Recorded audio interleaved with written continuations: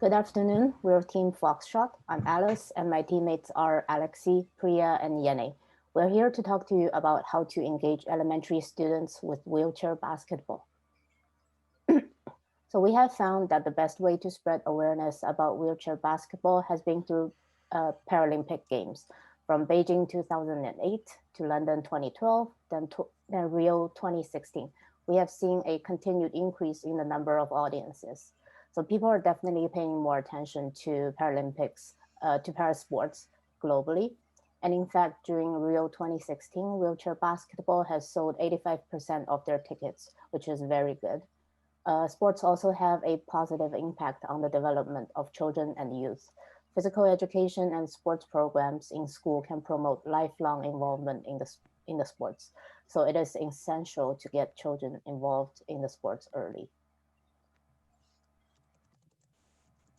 For our findings, we went over 9 of them last week, so I'm just going to quickly go over them now. Wheelchair basketball provides a positive experience for players, and it provides people with a sense of community, so people feel very much together when they're playing the game. People get excited about wheelchair basketball when they engage with the sport directly. That's an important one. WBC lacks funding for growth, especially on the federal level. WBC has difficulty finding sponsors for the organization and the athletes.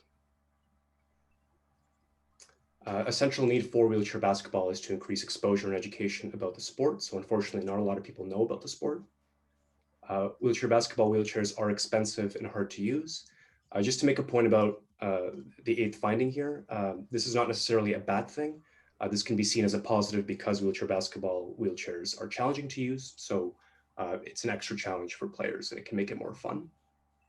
And then inclusivity is a core element of both wheelchair basketball as a sport and WBC as an organization. And so basically we packaged up these 9 findings into the 4 insights. So the first one is wheelchair basketball education and youth engagement with the sport should be promoted in a school environment. This was very important. We noticed that anyone who's tried the sport or even seen a game was automatically excited about it and they wanted to participate more. There's high barriers of entry for playing wheelchair basketball, and those include wheelchair cost and the stigma associated around the wheelchair, and also about disability in general. WBC struggles with funding, and it's difficult to find sponsors who have similar values. And then wheelchair basketball is a fun and inclusive sport that brings people together. After coming up with themes and insights, it was important to come up with a central problem to solve. To find the core problem, we came up with many how might we statements, like how might we get kids to try wheelchair basketball in school? How might we educate youth about wheelchair basketball? How might we make playing wheelchair a fun and engaging activity for high school kids? So we realized that youth engagement is the biggest problem and it needs to be addressed soon. We also realized that it's better to engage audience that is younger because kids pick up hobbies very fast. Hence, we came up with one of the most important problem statement to solve based on our research, and that is how might we engage elementary school students with wheelchair basketball. And since we want to engage elementary school kids, we came up with those 2 personas that are relevant to the project. So the first one is Kyle. Kyle is around 8 to 10 years old, and he sees that the wheelchair basketball is a good opportunity to include his friends that cannot play regular sports. And the role of the teacher is very important because the educator can give the knowledge to the kids and also incentivize collaboration and inclusivity among them. And sometimes the first information that the kids could have access might be from the educators. So for the recommendation, we have the following intervention for you: hosting a wheelchair basketball showcase event at an elementary school. So basically the idea here is that WBC can help a grassroots level organization set up an event at an elementary school that teaches kids about wheelchair basketball and has them watch a modified version of the game. So after talking to Jody, we realized that a lot of the gyms in the elementary schools are fairly small, so you can have a full-sized game, but you can have a smaller version of the game to get kids excited about the sport and see how it works in general. Basically, there's three members in this event. There's the speaker or commentator who talks throughout the event. They would basically introduce the sport and then commentate on the game as it's happening. You'd have the club athlete who might demonstrate some drills for the kids, kind of like what the other group has talked about in the last presentation, and then have the kids take part in a mini version of the game, or maybe just shoot the ball around or something like that. And then you'd have teachers and staff to actually support the kids and make sure that they're safe during the game.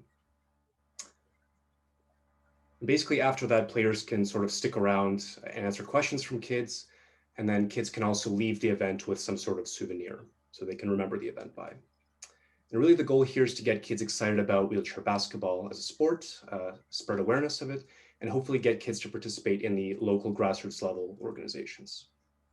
And so it's important to note here that this event can happen at a single school to begin with, and hopefully more of these events can pop up across the province or country when there's more funding and volunteers available.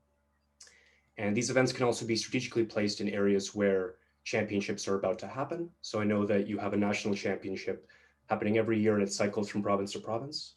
So basically, let's say it's happening in Alberta, you would have several schools host these events in Alberta and get kids excited about the sport and have them actually come out to the championship. So after the recommendation, we thought that giving a prototype would be important to the understanding of how this intervention would actually work. So we came up with a step-by-step walkthrough, and then we divided in the planning and execution, where in the planning we have 13 steps, and in the execution we have 9 steps. I won't go through all the steps, but I want to clarify that all the intervention that we're talking about in the first moment would be incorporated in just one school. And besides that, it's also important to keep in mind that for that to happen, we would have to wait for a better situation with COVID-19 as well.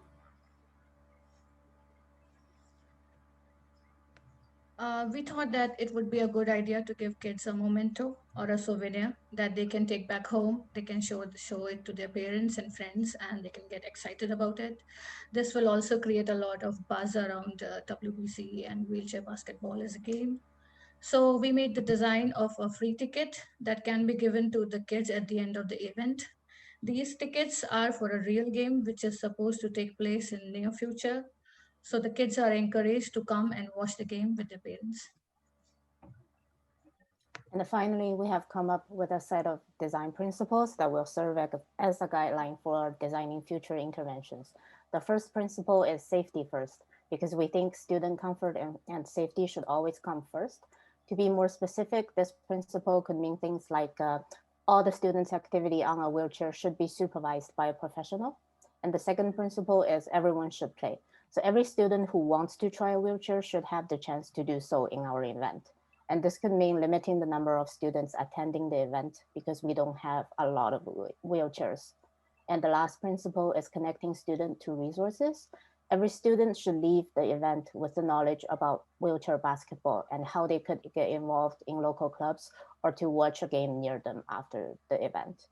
And this brings us to the end of our presentation. Thank you for listening.